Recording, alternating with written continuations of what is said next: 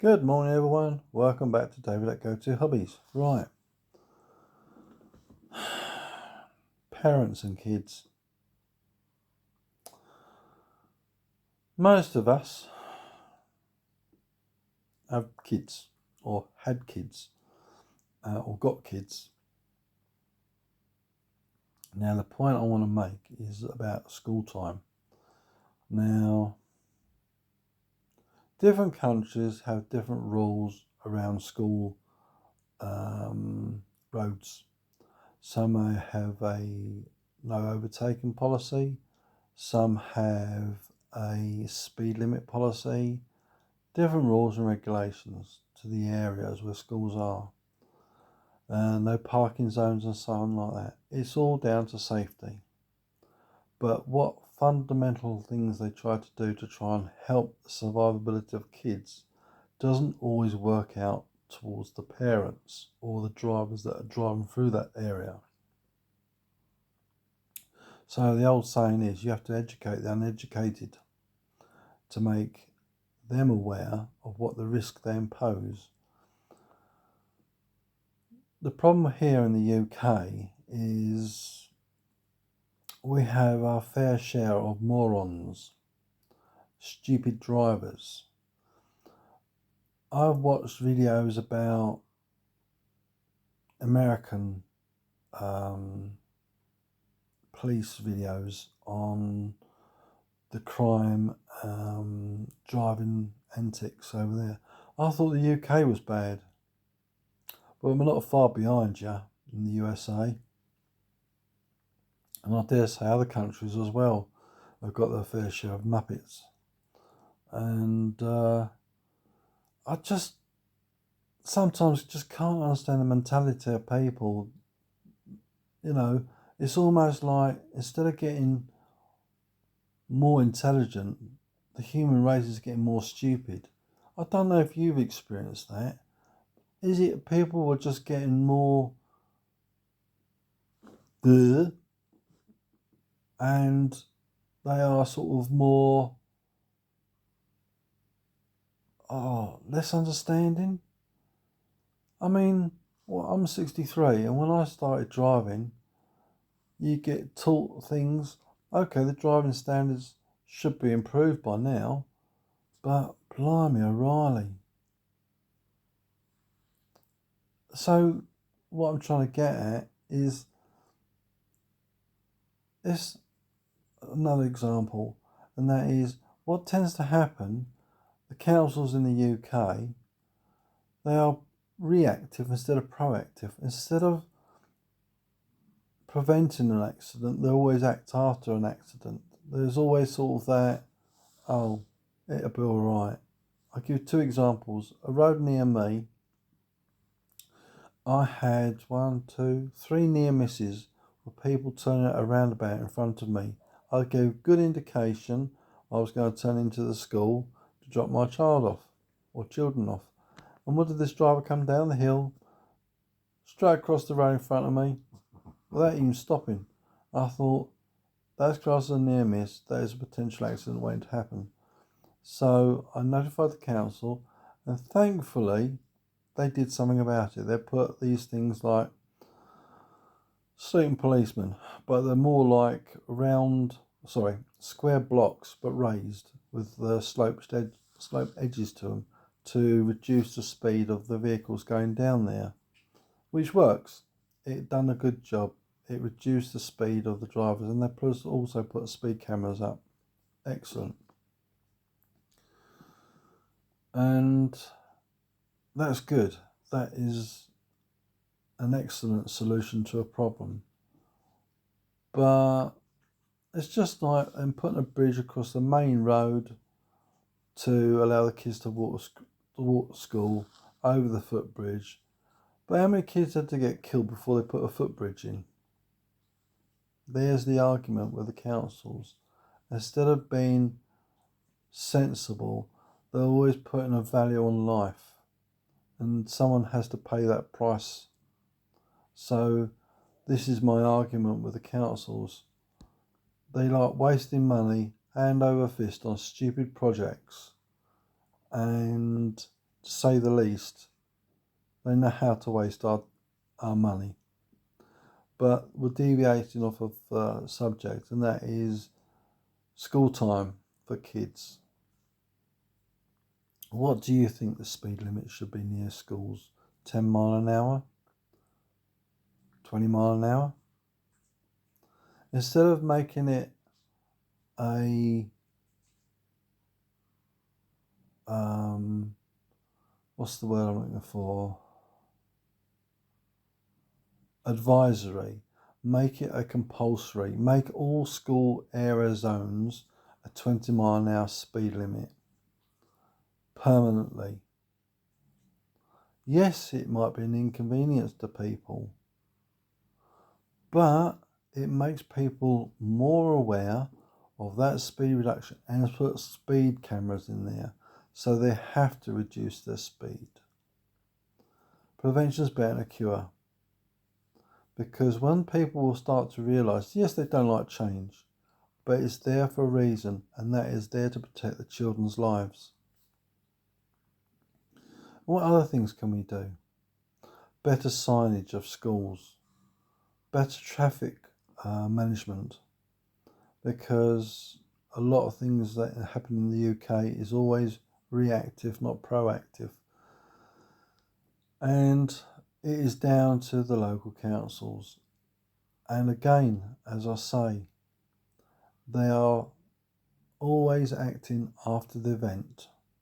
So someone has to lose their life for them to react, which shouldn't happen.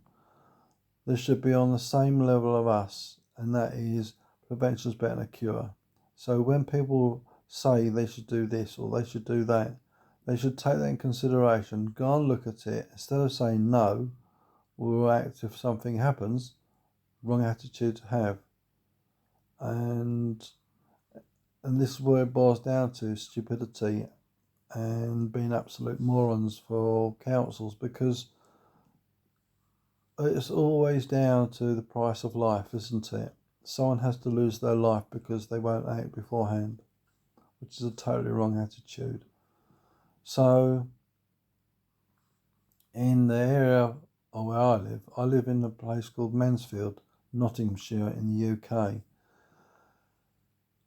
I don't know how many hundreds of thousands of people live here, probably about 250,000, more like 300,000 now with all these immigrants coming in. And you fellows and girls in the USA, you have the same problem.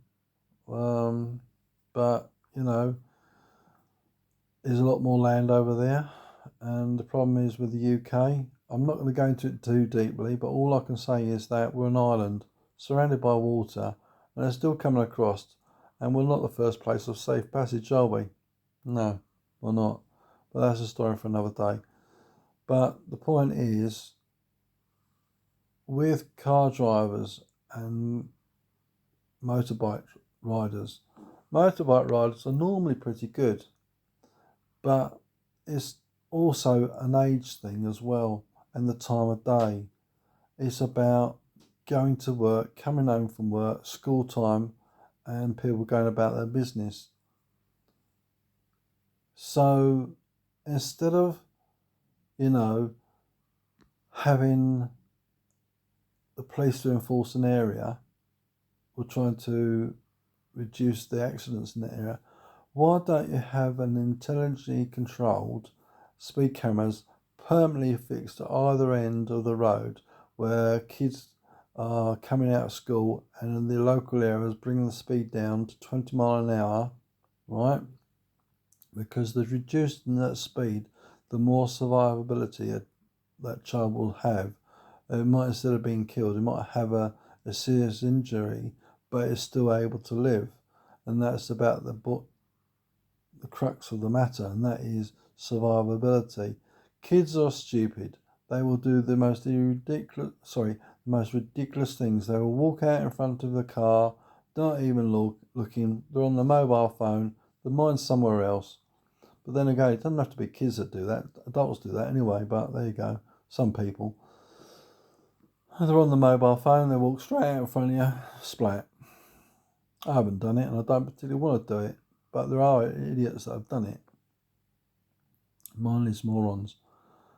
And you might not like me calling minors morons, but then let's take a scenario that a person is walking along, they're on the mobile phone, right? They're preoccupied of what they're doing with that mobile phone to their safety, the environment they're in, and other people. Who's to blame? The car that hits them or the person that's holding the mobile phone? It's the person holding the mobile phone. And do you think to yourself, you've got to treat people as they are stupid? Because I'll give you another analogy, right? Very briefly about being a professional driver. We know as a professional drivers, right, what people are going to do before they do it. Why do we know that? Because we've seen it time and time and time again. We've been taught we've been taught the skill of driving a commercial vehicle, right? It might be a PSV. What is a PSV? Public service vehicle. Coach, a bus, transit van with people to be carried in it, that sort of thing, but of a certain seating capacity. A taxi is a public service vehicle, but it's limited capacity with 4 people in the car. But the point I'm trying to make is that with people's attitude, you need to realise that as a professional driver, you've got to be one step ahead of the game, and you need to be thinking about what they're going to do before they do it. They don't know themselves what they're going to do, but you know what they're going to do because you are pre-predicting what they're going to do. So they're walking along, holding a mobile phone, walking the same direction you're travelling in, and then they'll step out in front of you. If you're aware of what that scenario is, you're ready for that situation. It's like people walking their dogs, right? Depends on the type of vehicle you're driving, how noisy. It might be an empty truck. It bounces across the roads, over the bumps. It might scare a dog. So you reduce your speed, right? And you bring yourself out a little bit from the curb, so you're not so close to the curb. So if that dog freaks out a bit, it's not going to get caught by the truck or the vehicle. You've got, as a professional driver myself, you've got to be on the ball. You've got to keep it 110% concentration all the time. And not only that, you've got to understand that age groups of people think in different ways. The younger are more prone to doing stupid things erratically. The teenagers to young adults, they don't give a toss, they think they're invincible. And then you get the young men that from sort of 16 up to say 25 think they're the God's gift to women. They think they own the road, they can drive like nutters, and they think, every road's a rally course. And they will do the most brain-deading manoeuvres and the most stupid, ridiculous antics imaginable. They'll put themselves in specific positions that you think to yourself, you just wonder why. And then you get the middle-aged people, sort of 25 to 45, that think their attitude is better than anyone else, and they own the road, and they're there to piss you off deliberately. Most of them are. And you think to yourself, what you got to realise is an age thing. And Also, if it's a man or a woman, do they have kids in the car? Do they have people with them in the car? Because when they have another person in the car, they're trying to influence that person by their driving skills or lack of them. And if it's a woman, she's easily distracted. They're sometimes skittish. Blokes are more erratic and risk-taking and more liable to have accidents. And, you know, you think to yourself, what a state to get in. So you bring all this together and at a school and you think you've got a recipe for disaster. You got young drivers driving like nutters. You get old people with an attitude.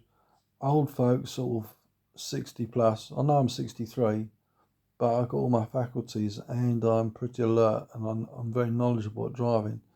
So I recognise the situation before it happens. I recognise zones, and when I say a zone, and that is an area which is potentially a higher risk than others. I'm always watching what people are doing. I'm watching what the road conditions are. I'm watching the cars, the vehicles that are being driven on that road, and the location I am. Everything takes a part in being a skillful driver, a safer driver, and a more knowledgeable driver. So when you get to this part of expertise, you realise that they don't know what they're doing. And you realise that this is why school zones and parents need to understand that how they drive their vehicles, the risk they're facing, where they're parking. The kids need to be educated in the risk of what the dangers are stepping outside the school grounds, and making pupils more aware of the risk by using their mobile phones and concentrating on what they're doing with that instead of paying attention to where they are. So prevention is better than a cure, unfortunately. So hopefully you'll find this video interesting and helpful, and to bring you more an insight onto what it's like being a professional driver near a school, and speed limits should be reduced to a compulsory 20-mile-an-hour speed limit around all schools. It's not so much for me, it's for the rest of those muppets that don't know what they're doing. And if it saves one life, still better. So hopefully you found the video interesting. Please give us a thumbs up and subscribe to the channel. So until the next time, bye for now. Take care.